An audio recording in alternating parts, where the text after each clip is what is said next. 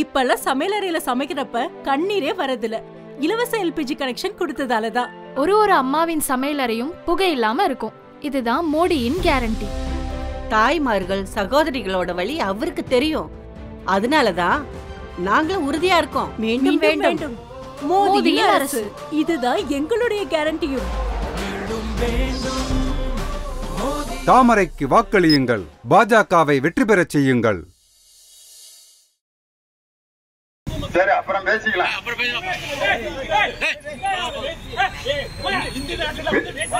பேசலாம்யா, நான் பேசி முடிச்சோன்னா பேசு.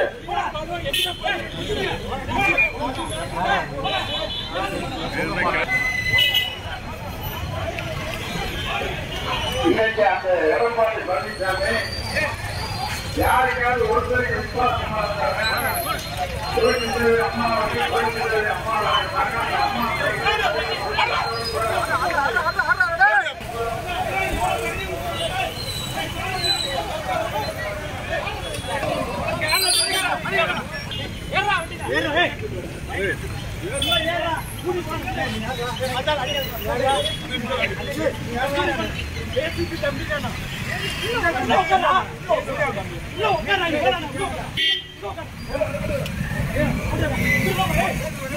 ஹலோ, வணக்கம் ஜி. வணக்கம் ஜி. ஜி, நீங்க சிவகங்கை மாவட்டத்துல லியோனி பிரச்சாரத்துல கலந்துகிட்ட போது நீங்க எதிர்ப்பு தெரிவிச்சு அங்க பேசியிருந்தீங்க. அதனால காங்கிரஸ்காரர்களால தாக்கப்பட்டு இப்போ மருத்துவமனையில அனுமதிக்கப்பட்டிருக்கீங்க. உங்களை பத்தி சொல்லுங்க. அங்க என்ன அவர் லியோனி என்ன பேசினாரு? ஏன் எதிர்ப்பு தெரிவிச்சீங்க? ஏன் உங்களை தாக்குனாங்க? என் பேர் மதுரை செல்வன் ஜி. நான் மாநில விருது பெற்ற ஆராய்ச்சியாளர் சுற்றுச்சூழல் பண்பாடு கலாச்சாரத்துல.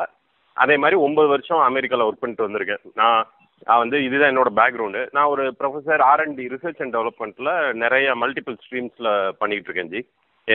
இது என்னோட கெரியர் பேக்ரவுண்ட், ப்ரொஃபஷனல் பேக்ரவுண்ட். இப்போ என்னன்னா, அன்னைக்கு இன்சிடென்ட் நடந்த அன்னைக்கு 4ஆம் தேதி என்னாச்சு அப்படின்னா, நான் சிவன் கோயிலுக்கு விளக்கு வாங்க ஒரு ஸ்டோருக்கு போயிருந்தேன் ஜி, கிராசரி ஸ்டோருக்கு. அப்போ ஆப்போசிட்ல லியோனி அவர்கள் பிரச்சாரம் பண்ணிக்கிட்டு இருக்காரு. அப்போ என்ன அப்படின்னா, ரொம்ப ரொம்ப அவதூறா பேசிக்கிட்டு இருக்காரு. ஹிந்து மதத்தையும் ஹிந்து கடவுள்களையும் காமெடி பண்ணி நகைச்சுவை பண்ணி பேசிக்கிட்டு இருக்காரு ஜி.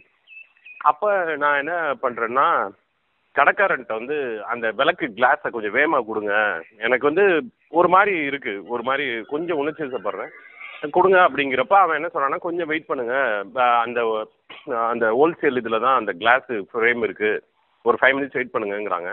சரி, நான் அங்கே இருக்கேன். அப்போ அவங்க பேசுகிற பிரச்சாரம் இவர் கார்த்திக் சிதம்பரம் அவர்களுக்கு இவர் கேம்பெயின் பண்ணிகிட்டு இருக்காரு. அப்போ ஃபுல்லாக காங்கிரஸ் DMK பார்ட்டி மெம்பர்ஸ் இருக்காங்க.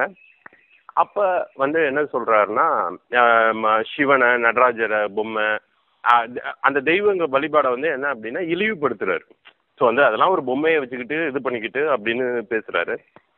அப்போ நான் அதை பார்க்குறேன். அப்போ தான் நான் கேட்டுட்டு வெளியில் நின்று பார்க்குறேன் என்ன மாதிரி க்ரௌட் ரெஸ்பான்ஸ் இருக்குது அப்படின்னு. அப்போ எல்லாருமே நம்ம காங்கிரஸில் உள்ளவங்க எல்லாம் தமிழர்கள் இந்துக்கள் தான். ஆனால் அதை நகைச்சுவாக எடுத்து சிரிக்கிறாங்க. எனக்கு வேதனையாக இருந்தது.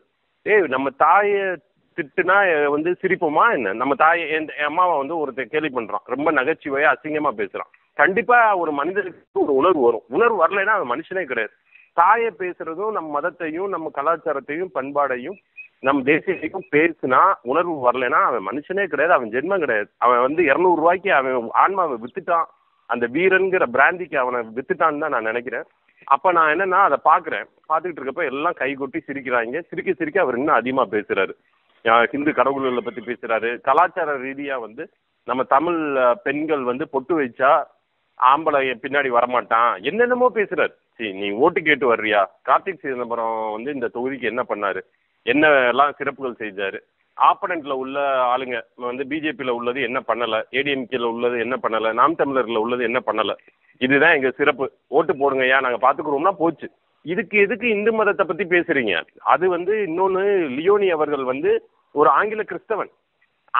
ஒரு ஆங்கில பேர் வச்சுட்டா உண்மையிலே அவன் அவனுக்கு அவன் பேரே என்னன்னு அர்த்தம் தெரியாது. அந்த லியோனினா பொம்பளை சிங்கம், அதுக்கு பேர் பொம்பளை சிங்கம்யா. அதுக்கு கிரேக்கத்துக்கு நீங்க போகணும், ரோமன் பீரியடுக்கு போகணும். லியோனினா லியோனஸ், இப்ப லயனஸ்ன்னு மாறி இருக்கு. ஸோ வந்து ஒரு பொம்பளை சிங்கம்னு பேரை வச்சிருக்க. உன் பேருக்கு அர்த்தம் தெரியாத லியோனி நீ வந்து எங்க மதத்தையும் எங்க கலாச்சாரத்தையும் எங்க சிவனையும் நடராஜனையும் தப்பா பேசுறது தப்பு. இன்னைக்கு வந்து நான் போய் ஓட்டு கேட்க போட்டேன்னா ஆங்கில கிறிஸ்தவனை பத்தி நான் எதுவும் பேசுறதில்ல, அவங்க வழிபாடை பத்தி பேசுறதில்ல. பேசுறதுக்கு 1,00,000 ஆப்ஷன்ஸ் இருக்கு. எனக்கு குறைபாடுகள் அவங்கள பத்தி தெரியும் எல்லாமே. நான் போப்பை பத்தி பேசலாம், என்னென்னமோ பேசலாம். அவங்கள உள்ள வந்து பல டிவிஷன்ஸ், பல வேறுபாடுகளை பத்தி பேசலாம், இனவரியை பத்தி பேசலாம். ஆனா நாங்க அது பேச மாட்டோம். இன்ன வரையும் வந்து டாலரன்ஸ் லெவல் வந்து ஹிந்துக்களுக்கு தான் அதிகம். ஸோ வந்து எவன் எதா பேசினாலும் சரின்னு பொறுமையா போறோம். இன்னைக்கு ஒரு அரேபியர்களோட அவங்களோட போதகர்களோடையோ அந்த புத்தகத்தையே யாராவது ஏதாவது பேசிட்டா பயங்கர வன்முறை ஆகுது. ஆங்கில கிறிஸ்தவர்களோட இதையோ அவங்களோட கொள்கையோ நம்பிக்கையோ பேசினா பிரச்சனை ஆகுது. ஆனா 90% முக்கியத்துவம் வாய்ந்த இந்துக்கள் இருக்கிற இந்த நாட்டுல நம்மள தைரியமா அவன் பேசுறான். ஒரு ஆங்கில கிறிஸ்தவன் நடு ரோட்டுல இந்துக்களை வச்சுக்கிட்டே பேசுறான் ஜி. அது ரொம்ப வருத்தக்குரிய விஷயம். அது சரின்னு நான் நிக்கிறேங்க. அப்ப அவர் அவ்வளவு பேசிட்டு இந்து கடவுள்களை எல்லாத்தையும் கேலி பண்ணிட்டு அவர் எப்படி நகைச்சுவை காமெடியில வந்து எல்லாத்தையும் வந்து வன்மத்தை ஏற்றி வெறுப்பை ஏற்றி அவரோட அதுல சந்தோஷப்பட்டுக்கிறாரு. அது பண்ணிட்டாரு. பண்ணிட்டு அடுத்த கட்டத்துக்கு எப்படி போறாருன்னா, நாங்கள் வந்து இந்துக்கள் விரோதி கிடையாது, பிஜேபி தான் இந்துக்கள் விரோதி, நாங்கள் ஹிந்துக்கு ஆதரவானவர்கள், நாங்க 1000 கோயில்கள் வந்து கும்பாபிஷேகம் பண்ணோம்னு சொன்னார்ல. அப்ப நான் கூட்டத்துக்கு உள்ளே போயிட்டு நடுவுல போயிட்டு, ஐயா நான் சொன்னதை வந்து நான் மாற்று கருத்தே இல்லாம நான் என்னன்னா ஓம் நம சிவாய் சொன்னது வந்து பொய்யோ எதுவும் இல்லாம சொல்லணுங்கிறது ரொம்ப முக்கியம். ஏன்னா ஒரு 100 பேர் பார்த்தாவே அது வந்து பப்ளிக் பாக்குறாங்க. பப்ளிக் உண்மையை தான் போய் சேரணும். அப்ப நான் என்ன சொல்றேன்னா உள்ள போயிட்டு ஐயா நான் உங்கள் காமெடிக்கு ரசிகன் அப்படிங்கிற வார்த்தையை சொல்றேன். சொல்லிட்டு அடுத்த வார்த்தை என்ன சொல்றேன்னா,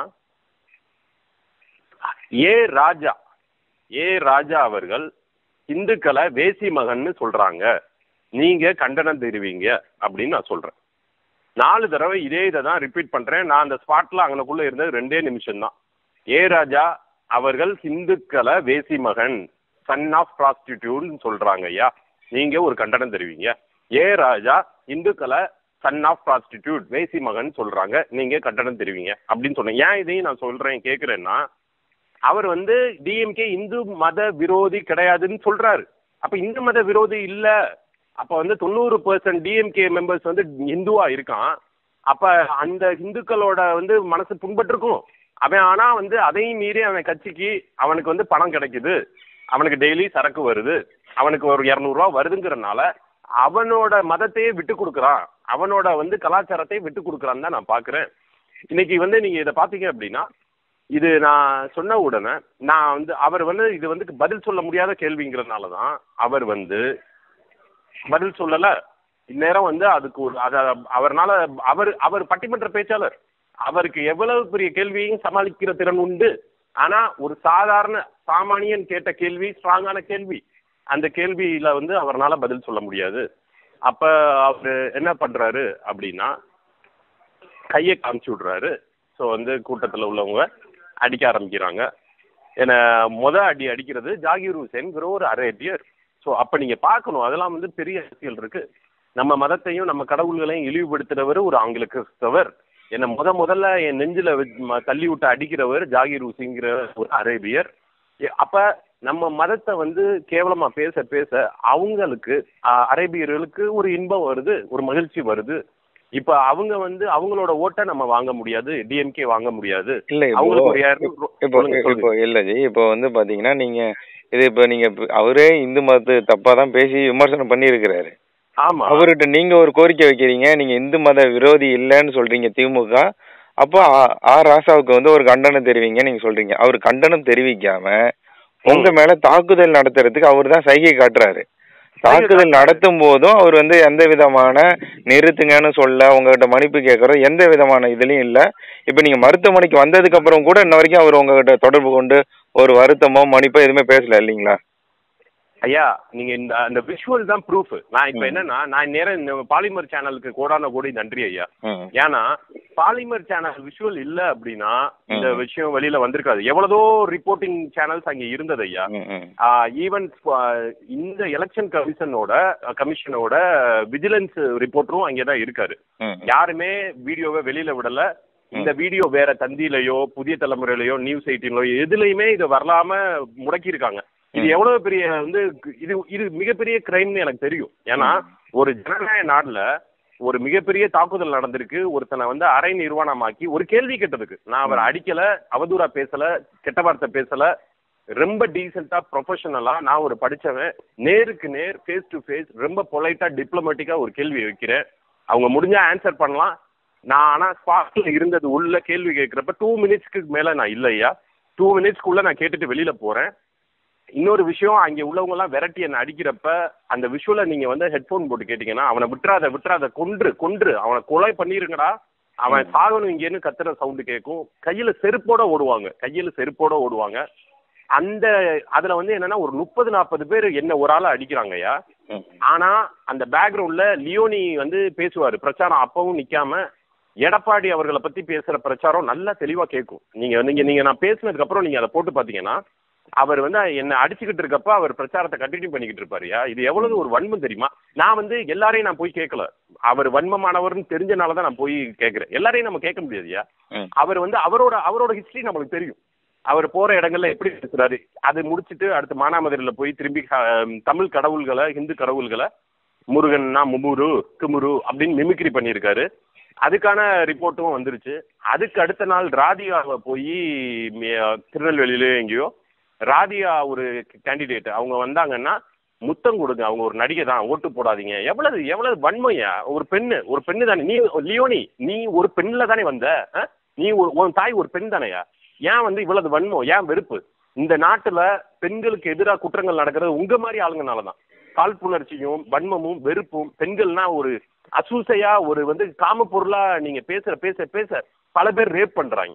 ஒரு பெரிய இடத்துல இருந்துட்டு ஒரு கொள்கை போறப்ப செயலாளரா ஒரு பெரிய பதவியில இருந்துகிட்டு பேசுற பேச்சா இது? ஒரு சாதாரண டிஎம்கே ஆள் பேசினா அதை விட்டுட்டு போகலாம். நீங்க தொடர்ந்து இந்து மக்களை புண்படுத்துறீங்க, கேட்கறதுக்கு ஆள் இல்லைன்னு சொல்லி பண்ணிக்கிட்டு இருக்கீங்க. இது வந்து இன்னி வந்து தமிழன் வந்து சும்மா இருக்க மாட்டான். நான் நின்றுட்டேன், அடி வாங்கிட்டேன். ஆனா இனிமே வந்து இருக்கவன் எல்லாம் வந்து நான் அதை வந்து பிளான்டா போகணும்னா ஒரு 10 பேரை கூட்டிட்டு போயிருக்கலாம், ஒரு மீடியாவை கூட்டிட்டு போயிருக்கலாம். நான் அதெல்லாம் இல்ல, உணர்ச்சி வசப்பட்டு உள்ள போய் கேட்கிறேன், அவ்வளவுதான். அந்த ஸ்பாட்ல இருக்கேன், எனக்கு உணர்ச்சி வருது. ஒரு தமிழனா, ஒரு ஹிந்துவா, ஒரு இந்தியனா எனக்கு உணர்ச்சி வருது, நான் கேட்கிறேன். இன்னொரு விஷயம் ஐயா, 8 போலீஸ் இருந்தாங்க, சிபிசிஐடி போலீஸ் 2 பேர் தவிர யாருமே நான் சேஃப்கார்ட் பண்ணல. இன்னொரு விஷயம் என்ன அப்படின்னா, நான் போலீஸ் இருக்காங்கிற தைரியத்துல தான் நான் போனேன். நம்ம கேள்வி கேட்டு வெளியில வந்துருவோம், நம்மளை போலீஸ் பாதுகாத்துரும். ஆனா போலீஸ் வந்து 1/2 கிலோமீட்டருக்கு என்ன ஜட்டியோட அவங்க இழுத்துட்டு போய் அடிச்சு கீழே போட்டு ஆணூர் அடிக்கிற அளவுக்கு பாத்துக்கிட்டு இருந்தாங்க. சிபிசிஐடி போலீஸ் 2 பேர் மட்டும் என்ன ப்ரொடெக்ட் பண்ணாங்க. அந்த சிபிசிஐடி போலீஸ் இல்லைன்னா நான் இன்னைக்கு உயிரோட இல்லை. இன்னொரு விஷயம், அவங்க கூட்டம் அவ்வளவு நச்சு புளிஞ்சு கடைசியில விட்டதுக்கு அப்புறம் இந்த தேவோட்ட இன்ஸ்பெக்டர் ஆஃப் போலீஸ், அவர் பேரு தெரியல, அவர் என்ன வந்து எலக்ட்ரிக் போஸ்ட்ல என் தலையை அடிச்சிட்டாரு. ஹெவியா வந்து அடிச்சதுல என் பின் மண்டையிலையும் கழுத்துலையும் பயங்கர காயம். அதே மாதிரி நெத்தி போட்டுல அடி. ஸோ அதே மாதிரி அருள்ராஜுங்கிறவரோட ரிலிஜனே நம்ம எடுத்து பார்க்கணும். அவர் வந்து என் கழுத்தை சோக் பண்ணி பயங்கரமா நெரிச்சு என்னை வந்து ஆட்டோவில் தூக்கி எறிகிறாரு. இதெல்லாம் வந்து எனக்கு வந்து என்னன்னா ஃபர்ஸ்ட் ஒரு 5 நிமிஷத்துல எனக்கு வந்து என்னன்னா 40 பேர் கிரௌட ஒரே டைம்ல பார்த்ததுல என் கண்ணு மங்கிருச்சு. அதுக்கப்புறம் யார் அடிச்சா அடிக்கல எதுவுமே எனக்கு தெரியல. ஆனா விஷுவல் பார்த்ததுக்கு அப்புறம் தான் வந்தவங்க எல்லாம் வந்துட்டு போலீஸை ஹியூமன் ரைட்ஸ்க்கு எடுத்துட்டு போங்க. போலீஸ் வந்து எந்த அளவுக்கு அமைச்சர் தான், ஒரு முக்கியமான அமைச்சர் இதுல ஈடுபாடு. எல்லா முக்கியமான போலீஸ்லாம் அந்த அமைச்சர் கண்ட்ரோல் யார். அப்ப வந்து என்ன அப்படின்னா, அமைச்சருக்கூட இதுல எல்லாமே பண்றாங்க, அந்த மினிஸ்டர் சொல்றதுக்கு ஆடுறாங்க. இந்த வந்து விஷுவல் இது கிடைச்சிருச்சு. ஆக்சுவலா இதை வந்து ஹியூமன் ரைட்ஸ்க்கு எடுத்துட்டு போகணும், எலெக்ஷன் கமிஷனுக்கு எடுத்துட்டு போகணும். ஏன்னா இன்னைக்குதான் என்னால பேச முடியுது. இப்ப நான் வந்து 4ஆம் தேதி நடந்தது, இன்னைக்கு 9ஆம் தேதி, 3 நாள் வந்து ஃபுல் இசியூல எல்லாமே ட்ரீட்மெண்ட் எல்லாம் பண்ணி ஸ்கேன்லாம் பண்ணி இந்த யூரினேஷன் ப்ராப்ளம்லாம் ஓரளவு ஸ்டாப் ஆகி, ப்ளீடிங் எல்லாமே ஸ்டாப் ஆகி ஓரளவு நார்மல் ஆயிருக்கேன். இன்னைக்கு தான் நான் பேச முடியுது, அதனால தான் இன்னைக்கு வந்திருக்கேன். ஸோ வந்து இப்போ என்ன அப்படின்னா, இதுதான் ஹோல் சிச்சுவேஷன். இதில் ரொம்ப ரியலிஸ்டிக்காக நான் சொல்லியிருக்கேன். ஒரு மிகைப்படுத்துதலோ எக்ஸாஜரேட் பண்ணுறதோ அது பண்ணக்கூடாது. ஏன்னா விஷுவல் தான் இன்னைக்கு நின்று விளையாடும். விஷுவலில் தெரிஞ்சிடும் அதோட இன்டென்சிட்டி எவ்வளவு, அது உண்மையிலே நான் சொல்றதுக்கும் அதில் உண்மையிலே இருக்கா பிரச்சனை, கண்டென்ட் இருக்கா, ஏன் வந்து மெயின் ஸ்ட்ரீம் மீடியா இன்னைக்கு வந்து இதை மறைக்கிறான், அது ரொம்ப முக்கியமாக நம்ம பார்க்கணும். மெயின் ஸ்ட்ரீம் மீடியாங்கிறது உண்மைத்தனம் இல்லைன்னா ஜனநாயகம் அழிகிறதுக்கு முதல் காரணமே மெயின் ஸ்ட்ரீம் மீடியா கரப்டட் தான். மெயின் ஸ்ட்ரீம் மீடியாவில் ஏன் இன்னைக்கு இவ்வளவு ஒரு பெரிய விஷயத்த பாலிமர் சேனல் மட்டும் ஏன் காமிக்கிறான், ஏன் மற்ற சேனல் காமிக்கல? இப்போ வந்து மற்ற எல்லாத்தையும் போடுறீங்கல்ல, ஒரு சின்ன சின்ன விஷயத்தை வந்து போடுறீங்க. ஒரு சின்ன இதுல வந்து ஒரு மாடு வந்து ரயில்வே கிராசிங்ல நின்றுட்டு வெளியில போகுதுங்கிற கூட காமிக்கிறீங்க. இன்னைக்கு வந்து என்னை வந்து ஒருத்தன் ஒரு 60 பேர் சேர்ந்து அடிச்சு என்னை ஜட்டியோட இழுத்துட்டு போய் அரை நிர்வாணமாக்கி 400 தாக்கி, அது போக போலீஸ் வந்து எலக்ட்ரிக் போஸ்ட்ல மண்டையை அடிச்சு உள்ள இழுத்து என்னை ஒரு நாய் மாதிரி. நான் வந்து கிரைம் ரேட் இருக்கா என்கிட்ட? கிரைம் ரெக்கார்டு எதுவும் இருக்கா? 0 ரெக்கார்ட். ஏதாவது ஒரு எஃப்ஐஆர் இருக்கா? ஏதாவது ஒரு சின்ன கேஸ் இருக்கா? பெட்டி கேஸ் இருக்கா? பிக் பாக்கெட் கேஸ் இருக்கா? நான் வந்து இந்த நாட்டுக்கு நல்லதையும் பெருமையும் சேர்த்துக்கிட்டு இருக்கேன். நான் இந்த திராவிட மாடல்னால மாநில விருது பெற்ற ஆராய்ச்சியாளர். இவங்க ஸ்டாலின் அரசு தானே எனக்கு கொடுத்தாங்க மாநில விருது. போன வருஷம் தானே ஃபர்ஸ்ட் ப்ரைஸ் கொடுத்தாங்க. இந்த மாவட்டத்திலே வந்து மாநில விருது கொடுத்துருக்காங்க. நான் அது மாதிரி எவ்வளோதோ ரிசர்ச் பண்ணிட்டு இருக்கேன். காலேஜ் ஸ்டூடெண்ட்ஸுக்கு எவ்வளோதோ வந்து நியூரோ சயின்ஸில் R&D பண்ணிக்கிட்டு இருக்கேன். சின்ன சின்ன ஸ்கூல் ஸ்டூடெண்ட்ஸ் ஹாப்பி ப்ரோக்ராமிங்னு நான் சுற்றுச்சூழல் நியூரோ சயின்ஸ்லேருந்து ஆர்டிஃபிஷியல் இன்டெலிஜென்ஸ்லேருந்து பல விஷயங்களை இந்த மாநிலத்துக்கும் நாட்டுக்கும் என்னால் முடிஞ்ச கான்ட்ரிபியூஷன் பண்ணிட்டு இருக்கேன். என்னை வந்து ஜனநாயக ரீதியாக ஒரு கேள்வி கேட்டதுக்கு என்னை ஒரு அக்யூஸ்டு மர்டர் மாதிரி ரேபிஸ்ட் மாதிரி என்னை ஹேண்டில் பண்ணியிருக்காங்க. இது முக்கியம், இது கண்டனத்துக்குரியது. இதுக்கான அடுத்த லெவலை நோக்கி நாங்கள் நகருவோம். ஐயா, கண்டிப்பா கண்டிப்பா நீங்க உங்களோட முயற்சிகள் எல்லாமே வெற்றி பெறணும், உங்களுக்கான நியாயம் கிடைக்கணும். நீங்க மட்டும்தான், அதாவது அந்த ஒரு பிரச்சாரம் நடந்த இடமே ஒரு இந்துக்கள் அதிகமா பெரும்பான்மையா வாழக்கூடிய ஒரு பகுதியில தான் நடந்திருந்திருக்கணும் இல்லைங்களா?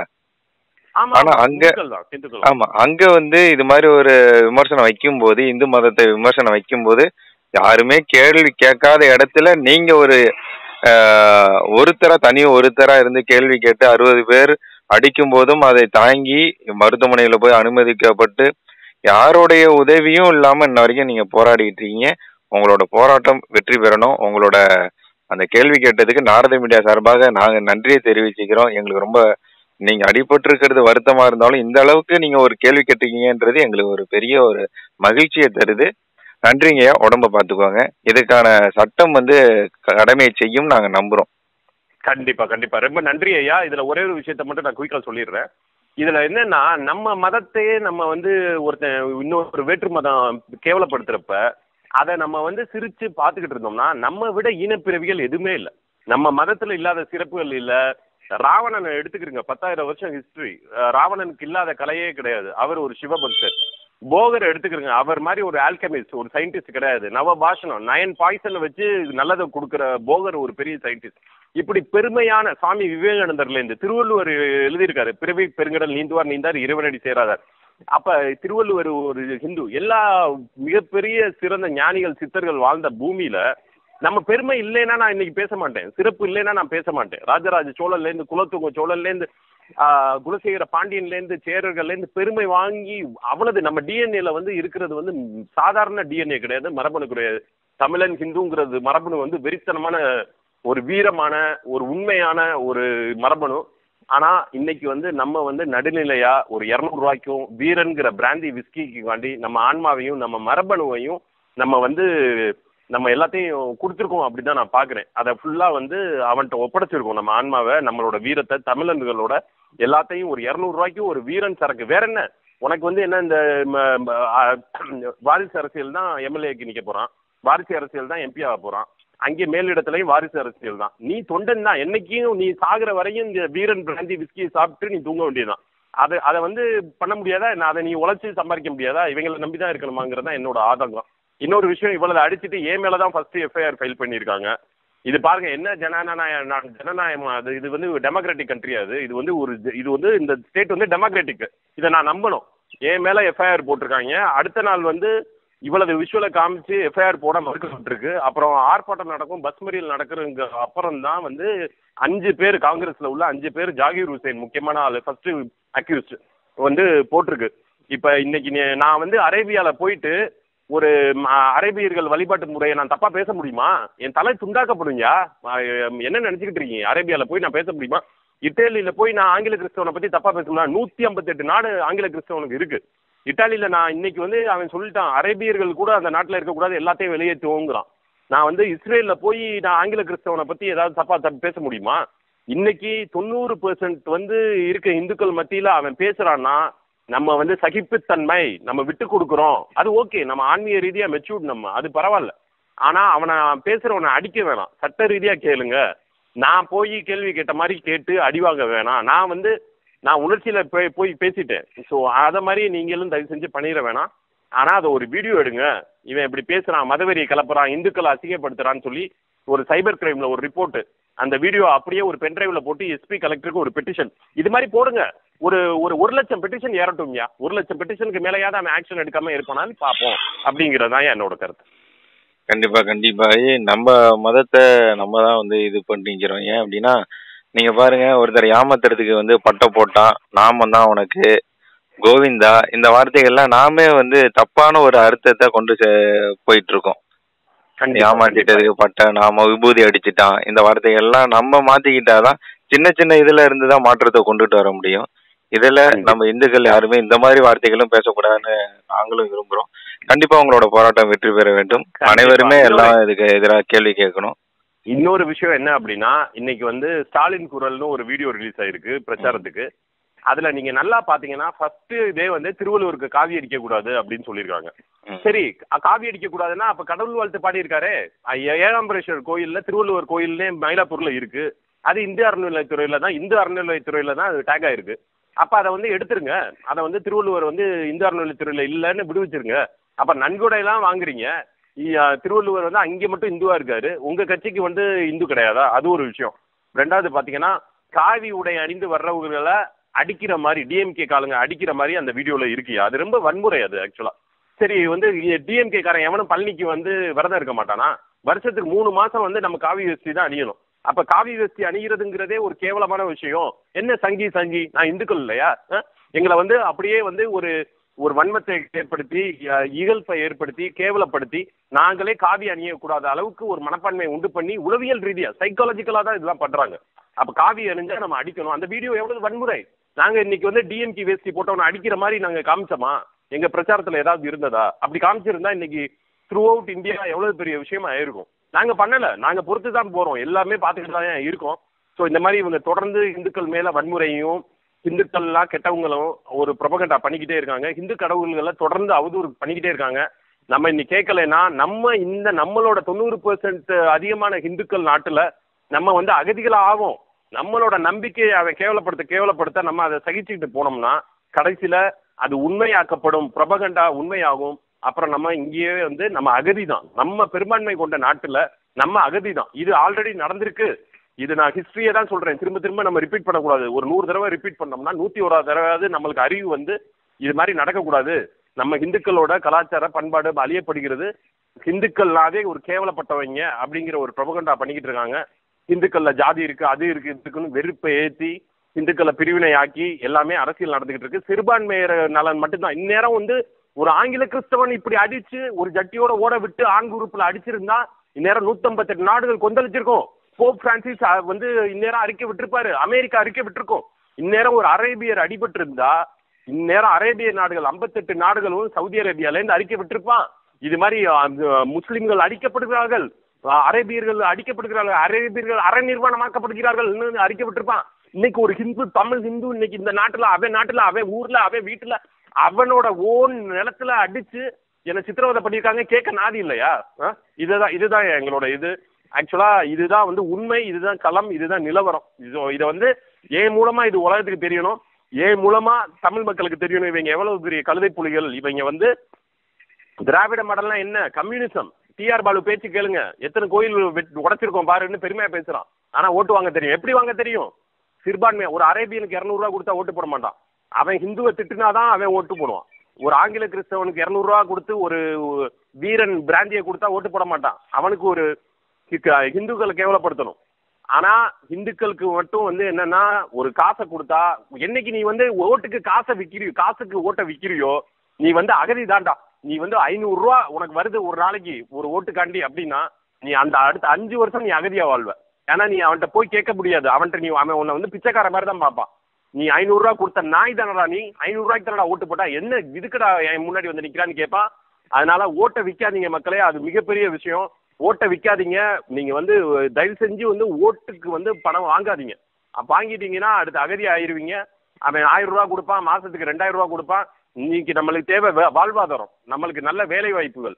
நம்மள சம்பாதிக்கணும், நம்மளே போய் சம்பாதிக்கணும். இவன் எதுக்கு 1000 பணம் கொடுக்குறான்? அந்த 1000 ரூபா பெண்களுக்கு கொடுத்துட்டு அதான் வந்து ஒரு அமைச்சரே சொல்லியிருக்காரு. ஸோ வந்து 2000 ரூபா வந்து சரக்குக்கு போகுதுன்னு. இதுதான் இவனோட. நீ ஓம் புருஷன் டாஸ்மாக்ல கொடுக்கறதான் அதுல பாதியை தான் வந்து பொம்பளைகளுக்கு கொடுக்குறான். இதை தெரிஞ்சுக்கிறங்க. அது போக மருத்துவத்துக்கும் வந்து லிவர் இதாயிருச்சுன்னு அதுல போடுறதுலாம் பாதி ஸ்பிரிட்டு கலாச்சாரம். எப்படி டாஸ்மாக்ல பள்ளி வாழ் வந்து கரெக்டா டாஸ்மாக்ல வந்துச்சா? டாஸ்மாக்ல எப்படி 8 பேர் வந்து செத்தாங்க? கலாச்சாரம் குடிச்சா கேஸ் போடுறீங்க. ஏன் இங்க ஃபுட் சேஃப்டி இல்லை? இது பேசணும்னா நிறைய பேசிக்கிட்டு இருக்கலாம். ஐயா எனக்கும் வந்து அடிவயிறு வலிக்குது. பட் ஆனால் வந்து நம்ம நிறையாவே பேசிட்டோம். ஸோ இதுதான் டோட்டல் திங் ஆக்சுவலாக. ஸோ வந்து இது நடந்தது எல்லாமே நான் உங்களுக்கு சொல்லிட்டேன். இதுக்கு பின்னாடி இருக்க அரசியல்னு சொல்லிட்டேன். நடுநிலையாக நம்ம இருந்துகிட்டு இருந்தோம், இந்து உணர்வு இல்லாமல் இருந்துகிட்டு இருந்தோம்னா இலங்கையில் நடந்தது தான். இலங்கையில் எவ்வளோ பெரிய இன அழிப்பு நடந்தது. அங்கேருந்து ராமேஸ்வரம் வந்து 100 கிலோமீட்டர் தான். ஸோ ராமேஸ்வரத்துலேருந்து ஜாஃப்னா அங்கே தான் நடந்தது. அதையே நம்ம பார்த்துக்கிட்டு இருந்தோம். யாராவது கேட்டாங்களா? காங்கிரஸ் ஏன் கேட்கல? காங்கிரஸ் தானே இருந்தான், டிஎம்கே தானே கேட்டான். ஸோ இவங்க வந்து நம்ம இனத்து மேலே ஒரு இதுவும் இல்லை, ஒன்றும் பண்ணலை, ஒன்றும் பண்ண மாட்டாங்க.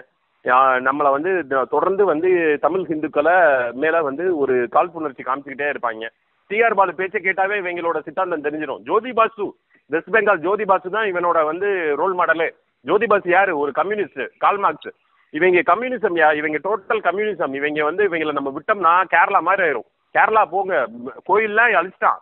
எல்லா இடமும் ஆங்கில கிறிஸ்தவனோட ராஜ்யம் தான் நடக்குது. ஏன் ஆங்கில கிறிஸ்தவனுக்கு பிரணை கொடுக்குறான் அப்படின்னா, அவன் வந்து ஒரு போதகரை கரெக்ட் பண்ணா போதும், அந்த ஒரு 4000 ஓட்டு அந்த போதகர் மூலமா வந்து சேர்ந்துடும். போதகர் மூலச்செலவு பண்ணிடுவான். இங்க நம்ம வந்து நம்ம மத வழிபாடு பண்ற பூசாரி, பண்டாரா, ஐயர் யாராவது பண்றாங்களா? நீ இவனுக்கு ஓட்டு போடு எதுவும் பண்றாங்களா? நம்ம பண்பாடு, கலாச்சாரம், ஆன்மீகம் வந்து ஆன்மீகம் மட்டும்தான், அரசியல் களம் கிடையாது. அதான் நான் ஒரு ஐயர்கிட்ட கூட பேசுவேன், எங்களுக்கு வெளி உலகமே தெரியாம இருக்கு, நாங்க கோயிலுக்குள்ள கிடக்குறோம். ஆனா மத போதகர் தான் அரசியல் பண்றான், அவன் தான் பிரச்சாரம் பண்றான். மத போதகர் தான் எங்க போகணும், எந்த அரசியல் கட்சியோட கூட்டணி அமைக்கணும், டிஎம்கேக்கு இங்க ஃபுல் ஆதரவு எல்லாம் அவன் தான் பண்றான். இவன் மட்டும் இல்ல, போப் பிரான்சிஸ் உலக அரசியல் பண்றான், இங்க உள்ளவங்க தமிழக அரசியல் பண்றாங்க. அதனால இங்க வந்து நீங்க என்னன்னா நடுநிலையா இருந்தோம்னா நக்கிட்டு போயிருமியா. நம்ம இந்துக்கள் வந்து உணர்வோட இருந்து தேசியத்துக்கும் நம்ம பண்பாடுக்கும் சனாதானத்துக்கும் இந்துக்கும் ஆதரவா இருக்கிறதுக்கு மட்டும்தான். நீ எந்த கட்சியெல்லாம் நான் சொல்லல, நீ வந்து வேற ஏதாவது ஒரு கட்சி வேட்பாளர் ஆனா வந்து இந்துத்துவாக்கு ஆதரவா இருக்கானா ஓட்டு போடு. டிஎம்கே காங்கிரஸுக்கு போடாத, அவங்க இங்க இருக்கவே கூடாது. இட்டாலிக்காரன் ஏன் வந்து வாழ்றான்? இட்டாலி நம்ம ஆள்றோமா? இட்டாலியில போய் இன்னைக்கு வந்து காங்கிரஸ் வந்து இட்டாலிக்கு ஃபுல் பேக்ரவுண்ட் இறங்கிடுச்சு. அது நீ யதார்த்தமா நடந்ததுன்னு நினைக்கிறியா? ஹனி டிராப்பிங்னா என்னென்ன பழி? ஹனி டிராப்பிங்னு இன்னைக்கு நம்ம வந்து கமல்ஹாசன் சொன்னாரு இந்த ஒரு படத்துல, ஒரு தசாவதாரத்துல ஹனி டிராப்பிங் பத்தி நிறைய சொல்லியிருப்பாரு. ஆனா அதுக்கு முன்னாடியே எவ்வளவு 30 வருஷத்துக்கு முன்னாடி ஹனி டிராப்பிங் பண்ணியிருக்காங்க நம்ம பாரதத்தை காலி பண்றதுக்கு. இதெல்லாம் நீங்க யோசிச்சு பார்க்கணும். ஸோ வந்து ஹனி டிராப்பிங் தான் என்ன, எல்லாம் உலக அரசியல் பாருங்க, அப்பதான் நம்ம நிறைய விஷயங்கள் நம்மளுக்கு புரியும் அப்படின்னு மக்கள்கிட்ட சொல்லி. நான் அடி வாங்கினது வந்து கண்டிப்பா என் வீட்டுல கூட வந்து நீ திரும்ப அடிச்சிருக்கணும். எங்க வீட்லயே எனக்கு மரியாதை இல்லை, நான் அடி வாங்கினது ஜட்டியோட போயிட்ட, எனக்கு அவமானமா இருக்குன்னு அப்பா கூட சொல்றாங்க. பட் இதை நான் அவமானமா பார்க்கல. ஏன்னா நான் வந்து கேட்டது கேள்விதான். நான் இங்க வந்து என்னோட வீரத்தை காமிக்க போல, நான் வந்து ஜனநாயகம் எப்படி இருக்குன்னு உண்மையை வெளியில கொண்டு வர்றதுக்கு தான் நான் போய் அந்த கேள்வி கேட்கிறேன். கண்டிப்பா எனக்கு அடிப்பாங்கன்னு எனக்கு தெரியும், ஆனா இந்த அளவுக்கு அடிப்பாங்கன்னு தெரியல. ஏன்னா போலீஸோட ஏவல் போலீஸா இருக்காங்க, நம்ம என்ன பண்றது? ஸோ இன்னைக்கு போலீஸ் காப்பாத்தி இருந்தாங்கன்னா இந்த அளவுக்கு நான் அடிச்சிருக்க முடியாது. ஆனா அதே சமயம் சிபிசிஐடி போலீஸ் வந்து என்னை உண்மையில காப்பாத்தினாங்க, அதையும் நான் சொல்லியிருந்தோம். வஉசி வந்து கப்பலோட்டை தமிழ 40 வருஷம் வந்து ஆயுள் தண்டனை கைதி, அவரை ராஜா கேவலமா பேசினாரு. ஆனா 40 வருஷம் வந்து ஆயுள் தண்டனை கைதியா இருந்து செக்கிழுத்தாரு. வீர சவார்கர் வந்து மலத்தை சாப்பிட்டு இருக்காரு, பிரிட்டிஷ் ஷூவை நக்கி இருக்காரு. சரியா? நம்ம வந்து சும்மா சுதந்திரம் வாங்கல.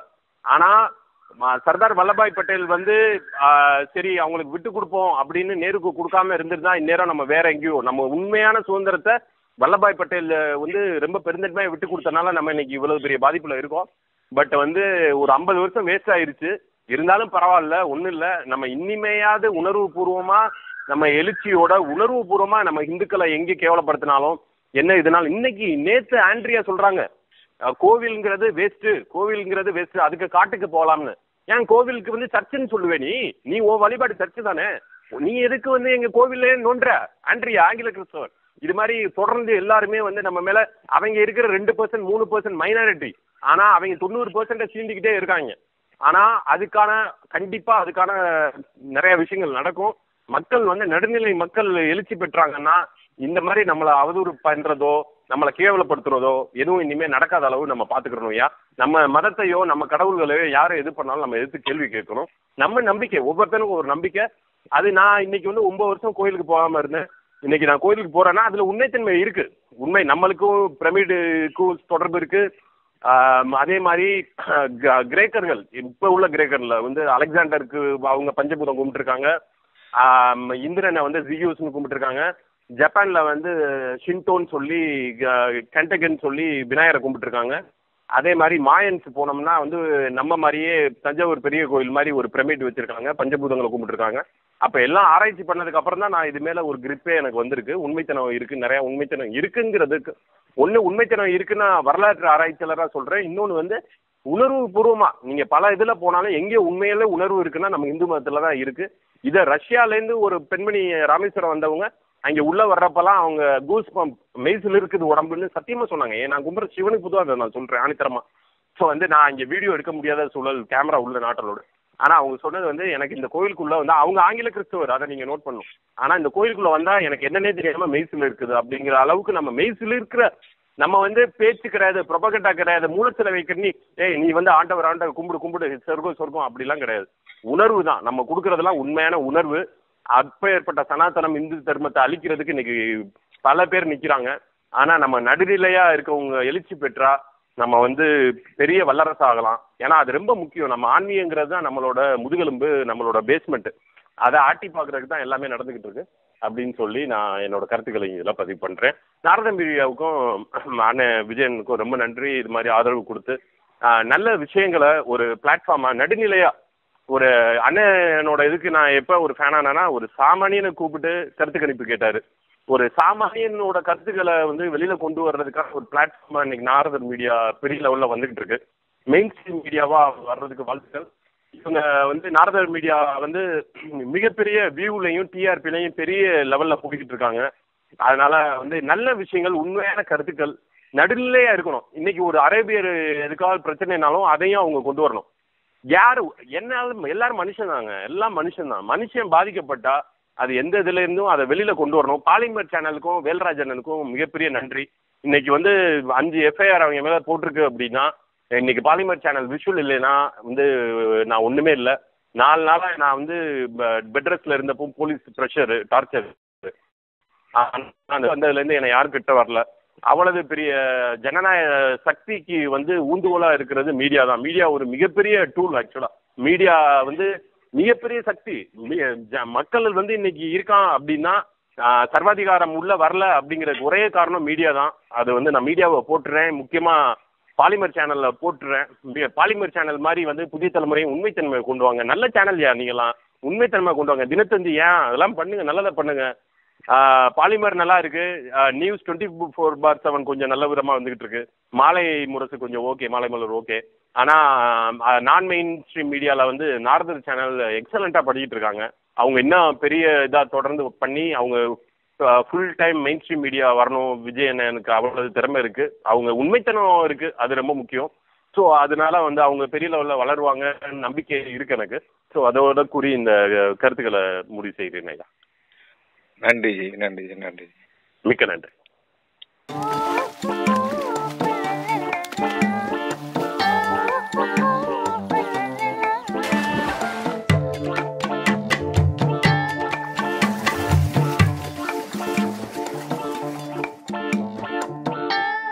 பாட்டி எல்லாம் ஸ்விமிங்ல இறங்கிட்டீங்க? எத்தனை மழைக்காலம் வந்தாலும் இவனுங்க எதையும் சரி பண்ண மாட்டாங்கடா. நாம தாண்டா தயாரா இருக்கணும். தமிழகத்தை நீச்சல் அடிக்க விட்டோரை மன்னிக்காதீர். மக்களின் குரல் வெல்ல வாக்களிப்பீர் தாமரை சின்னத்திற்கு.